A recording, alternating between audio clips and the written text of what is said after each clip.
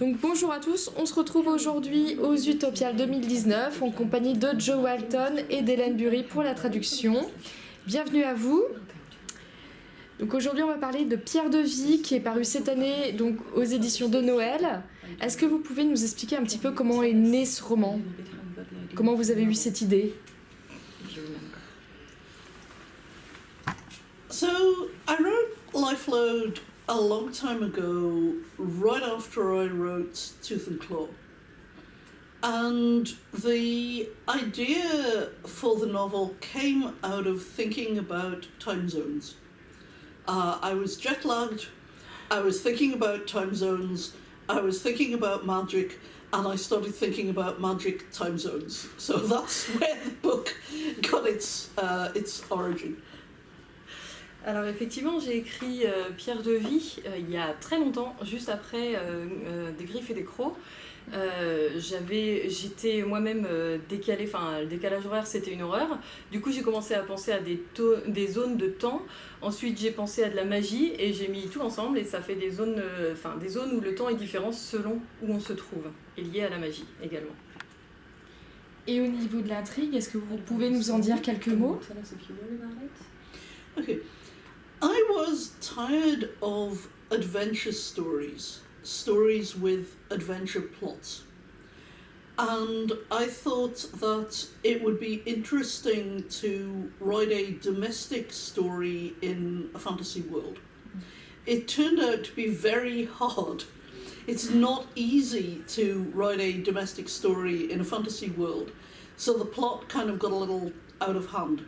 I learned a lot writing this book. I've written much better books since because of the things that I learned when I was writing this book. Alors j'en avais un petit peu marre des histoires d'aventure. Du coup je me suis dit que ça pourrait être intéressant d'écrire l'histoire d'une famille dans un monde fantasy.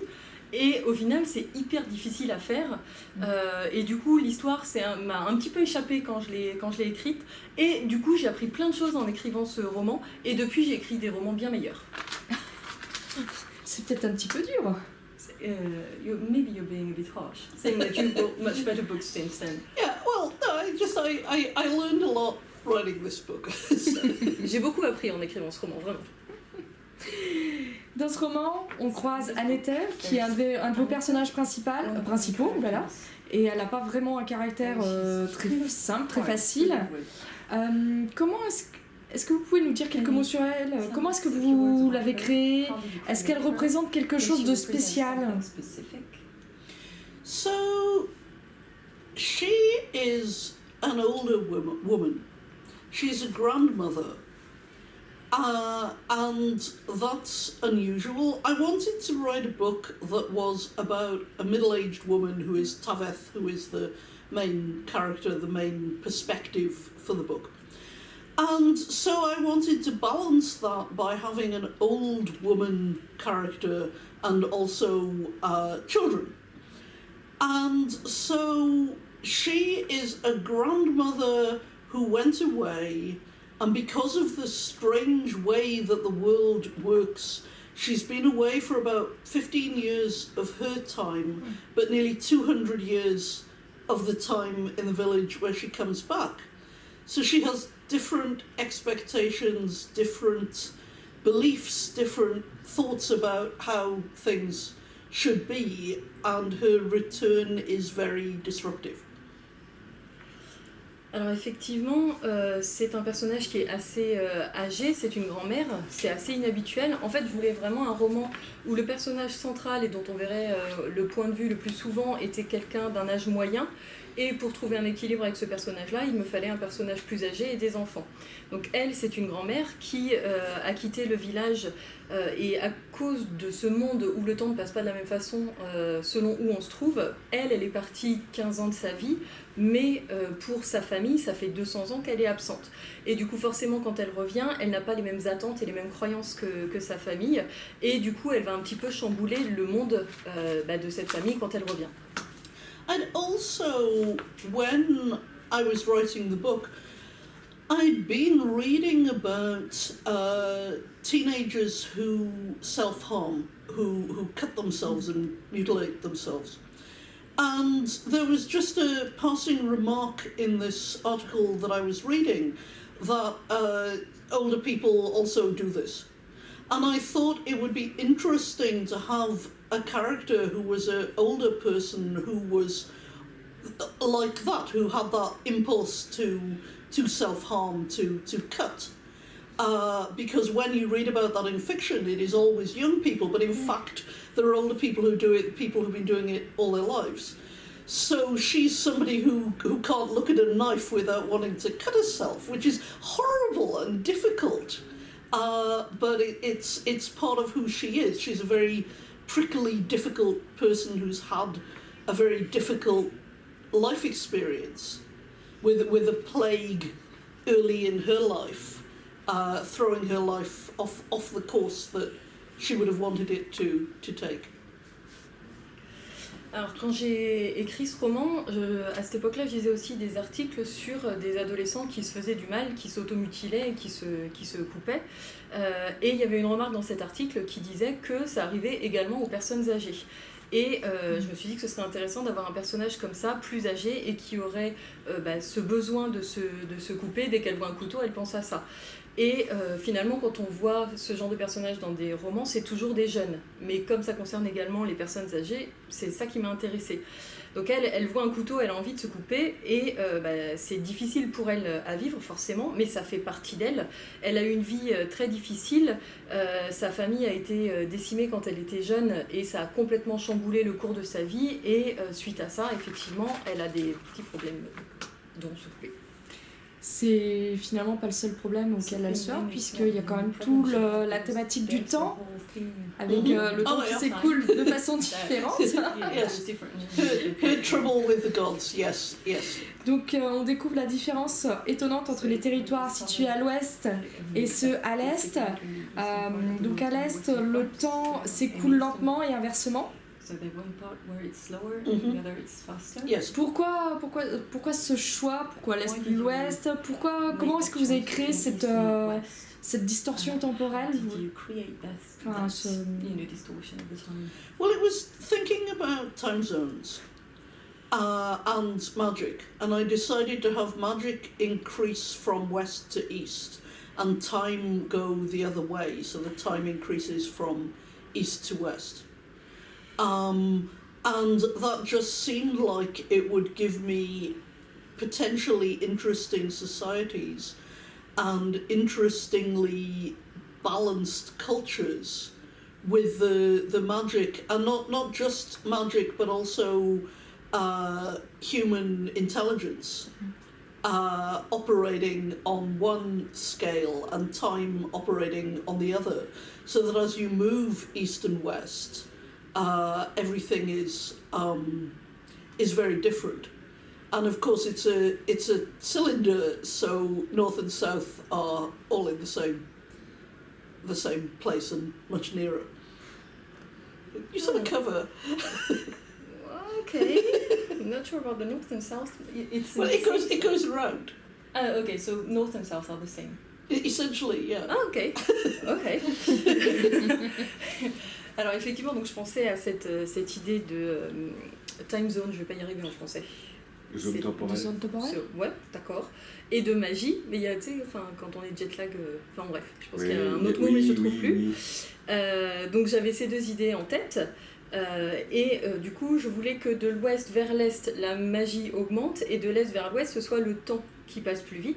Je me suis dit que ça pouvait donner des sociétés intéressantes et différentes cultures.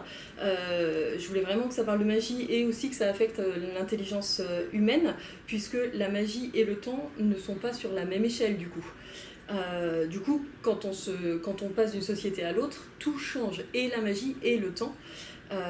Quant au nord et au sud, ils sont en gros au même endroit, vu que c'est un espèce de cylindre. Ça doit être sympathique au niveau des transports en avion pour les horaires de vol. Hein. Yes. Alors je suis arrivée en 1950. Yeah, and you can be away for 10 years of your time, and it can be 100 years at home, or it could be one day at home, depending which direction you'd gone and how far. Ah bah oui, parce que du coup c'est intéressant parce qu'on peut partir de chez soi pendant 10 ans et au final que chez soi il se soit passé 100 ans ou qu'il se soit passé juste une journée selon de quel côté on est parti. Also, you get this in science fiction with faster than light travel and time dilation, and I just thought it would be interesting to do this at walking speed, so that you had time dilation that was in a fantasy world at a low tech level, and have something that you normally see in science fiction, but with very different kinds of results. Alors effectivement, ça m'intéressait aussi par rapport à la science-fiction où parfois les gens peuvent voyager plus vite que la lumière et qu'il y a comme ça une distorsion du temps. Moi, je voulais créer ça dans un univers où il y avait beaucoup moins de technologie et du coup, ça donnait pas du tout le même aspect que dans ce qu'on trouve généralement en science-fiction. Et vous alors, plus ouest ou plus est? Are you more from the east or the western part of the world? Oh, I think I could comfortably live in the marches where the story is set, where, as it says at the beginning of the book, people can keep themselves together, but there's enough magic to get things done. Definitely want to be in the middle, because if you go far enough to the west, people are just like robots, and if you go far enough to the east, people become gods. Or merge into gods, as we find out during the book. So really, it would have to be in the middle. Alors moi, je pourrais vivre justement là où ça se passe, dans les marches, là où se passe l'histoire, parce que c'est l'endroit où les gens ont leur propre vie et où ils ont suffisamment de magie quand même dans leur vie, parce que finalement si on va trop à l'ouest on devient en gros des robots et si on va trop à l'est on devient des dieux ou on est fusionné avec des dieux comme on l'apprend au cours du roman. Donc non, vraiment le milieu c'est bien. D'accord. Et alors je vais revenir sur un autre roman que vous avez écrit qui est Mes vrais enfants, qui comme pierre de vie se concentre sur la vie de famille en fait, ces luttes familiales. Est-ce que ces romans en fait vous écrivez sur ce qu'on appelle le domestique c'est ça. Merci. Et en fait, est-ce que vous écrivez ça parce que vous en trouvez pas assez vous-même, vous en lisez pas assez, ou c'est quelque chose qui est venu naturellement? Yeah. Yes, I think that's right. I don't find enough of them, and I think it's interesting. We do, within science fiction and fantasy, we have a lot of crossovers where you'll have a crossover with noir detective fiction, or you'll have a crossover with comic books and superheroes. And those are very male genres to cross over with, very masculine genres. And it's interesting, we don't see a lot of crossover with more traditionally feminine genres. So I thought it would be interesting to do that and see what happened if I tried that. If I tried to do that. And yeah, I think it's something that we don't see very much, and it's interesting, and I wanted to do it. And when I said earlier I wrote better books afterwards, My Real Children is a book that I wrote afterwards, with what I learned about how to tell that kind of story when I wrote Lifelode. Alors effectivement, ces genres de romans, je trouve qu'on n'en trouve pas assez. C'est vrai que dans le monde de la science-fiction et de la fantasy, on voit beaucoup de crossovers, notamment entre des histoires de policiers ou avec des BD, des super-héros, et tout ça, c'est des styles assez masculins. Et au final, on voit pas beaucoup de crossovers entre différents genres un peu plus féminins. Et du coup, j'ai trouvé ça intéressant. Je me suis dit qu'il fallait que j'essaye ça. Alors effectivement, on n'en voit pas assez. Moi, je trouve ça vraiment intéressant. C'est ce que je voulais faire. Et typiquement, Mes vrais enfants, c'est un livre que j'ai écrit après Pierre de Vie, et où j'avais déjà appris comment écrire ce genre d'histoire, du coup, grâce à Pierre de Vie. Et avec Pierre de Vie, vous avez eu des influences ou des inspirations littéraires ou cinématographiques spécifiques? I think Lifeload was particularly influenced by reading actual non-fiction history. I don't think it was, I can't think of any fictional influence that I really had on that book. It was sort of anti-influenced, if you know what I mean, by Ursula Le Guin's Te Hanu, which was trying to be a domestic fantasy story and didn't succeed. And it made me think, why didn't it succeed? How could I do this? And of course the answer is, it's really hard. You know, how could I think I would be able to do something that was difficult for Ursula Le Guin? But you know, that's what I did. So Te Hanu was an anti-influence. But I don't think there was anything that I was actually actively influenced by. Some of my books, yes, but Lifeload, no, I don't think so. I think it just my own silly idea, really, my own crazy ideas. Alors, je pense que quand j'ai écrit Pierre de Vie, vraiment, j'ai surtout été influencée par de la non-fiction. J'ai vraiment pas d'idées qui me viennent de fiction que j'ai lues à cette époque-là qui auraient pu m'influencer. J'ai été contre-influencée, si vous voyez ce que je veux dire, par Ursula Le Guin. Alors, Tout à nous, je sais pas... Tout à nous, d'accord. Qui était effectivement... Elle avait voulu écrire ça comme une histoire de famille et elle n'avait pas vraiment réussi. Et du coup, je me suis demandé comment faire.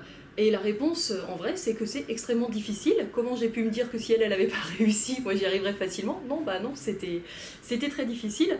Et du coup, ça a été en quelque sorte une contre-influence. Alors pour certains de mes romans, effectivement, il y a vraiment, je peux vous donner les influences de l'époque, mais pour ce roman-là, non, je pense que c'était vraiment ma propre idée tordue. When you read most fantasy is supposed to be the European Middle Ages. But when you read about the European Middle Ages, they're nothing like fantasy. People are suing each other all the time in England and France in the Middle Ages. It's not at all the way it is in fantasy. Women have much more power in the ways they have power in Lifeload. And I thought it would be very interesting to write a medieval fantasy that was like the real medieval world. Quand on lit de la fantaisie, finalement, c'est censé être basé sur l'Europe du Moyen-Âge, mais en réalité, ça n'a rien à voir. Quand on lit vraiment des extraits, des livres historiques sur comment ça se passait, ça n'a rien à voir. Et les femmes ont beaucoup plus de pouvoir, au final, dans les romans. Et du coup, c'est pour ça que je me suis dit ce serait intéressant d'écrire une fantaisie qui vraiment se passait au Moyen-Âge. Après, c'est dans les écrits de Chrétien III quand même, les femmes ont un certain pouvoir. Exactement. Mais c'est aussi les méchantes, c'est toujours celles qui ont les pouvoirs magiques, qui posent des énigmes. Yeah. And when you read chronicles and you're looking at actual factual history, or when you're looking at the history as recorded in court cases when people take each other to law, you'll have women acting for themselves and doing that. You'll have widows running businesses in the Middle Ages in exactly the way you don't see, you know, that kind of empowerment. So yeah, fictionally they're often bad and it's bad power, but in reality they're just people. As you know, women, we're people like everybody. Alors effectivement, quand on lit des chroniques ou de l'histoire factuelle, par exemple des enregistrements qui datent des procès, voilà, merci. On va voir des femmes, par exemple, qui sont des veuves et qui gèrent un business, ce qu'on ne voit pas du tout dans les romans. En général, effectivement, dans les romans, c'est plutôt un pouvoir négatif, mais la réalité est tout autre. Les femmes sont des gens comme les autres, au final. There's a book called Everyday Life in a Medieval City, which is about Troyes, where Chrétien came from. And it's just details of life and shops and businesses and trade and how the city worked And I'd been reading that, and if anything's an influence on Lifelode, it's that book and the equivalent Medieval Village book that is both by Francis Gies, Gies, I think, or Geis, one or the other. Sorry. It's okay. But anyway, yeah, her two books on medieval city and medieval village were the influences on Lifelode, if you want to have influences. Du coup, si à l'époque je lisais un livre qui s'appelle La vie de tous les jours dans une ville du Moyen-Âge, qui se passe à Troyes, et du coup ça explique comment se passait la vie à l'époque. C'est peut-être ça qui m'a le plus influencé. Du coup, en fait, il y a deux livres de Francis Gies, peut-être. Ouais, je regarderai. Et un sur la ville et un sur les villages, et c'est sans doute ces deux livres qui m'ont le plus influencé pendant l'écriture de Pierre de Vie. Alors c'est Gies, G-I-E-S. G-I-E-S, d'accord. Yeah, merci. Et maintenant, est-ce que vous avez des projets en cours ou des projets à venir? Yeah, I recently had a book come out in English called Lent, which is about Savonarola, the monk, which is set in Renaissance Florence. And I have a new book coming out next year in July called Or What You Will, which is more like My Real Children, but it also is partly set in a fantasy world. And I've just finished doing the copy edits on that book, and I'm working on a non-fiction book, but I'm also just excited to be starting a new fiction project that I'm not ready to talk about yet. I have 3 new fiction projects that I've been doing research for, and I'm not sure which one of those I'm going to write first, but I'm very excited. Sorry. Non, c'est okay. Alors, il y a un livre qui vient de sortir en anglais. Alors, Savonarola, c'est le nom du personnage. Du personnage. Le livre s'appelle Lent.